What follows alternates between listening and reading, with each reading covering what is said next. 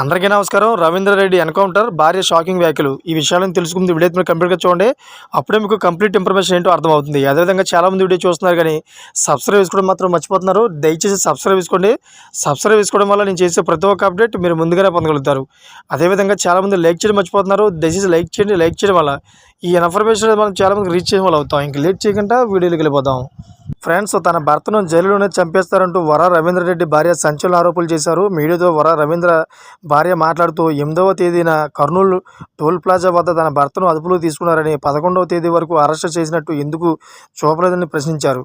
అయితే toll plaza వద్ద అదుపులోకి తీసుకున్న వీడియోలను ఆమె మీడియాకు చూపించారు.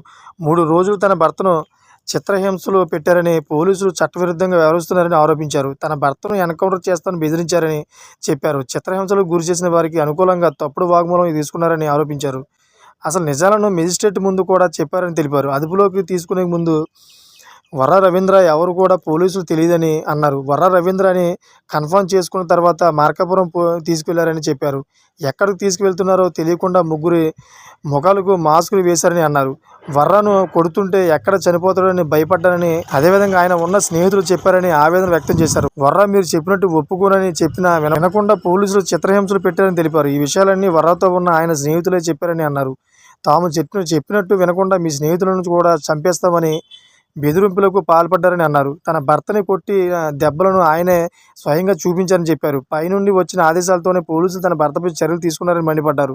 పోలీసులకు తన భర్తపై ఎలాంటి కోపం లేదని, పైనుండి చంద్రబాబు హోంమంత్రి ఇచ్చిన ఆదేశాలతోనే తన భర్తను చిత్రహింసలకు గురి చేస్తున్నారని అన్నారు. సోషల్ మీడియా ద్వారా ప్రభుత్వ అన్యాయాలను ప్రశ్నిస్తున్నందుకే తన భర్తపై కర్కశంగా వ్యవహరిస్తున్నారని చెప్పారు.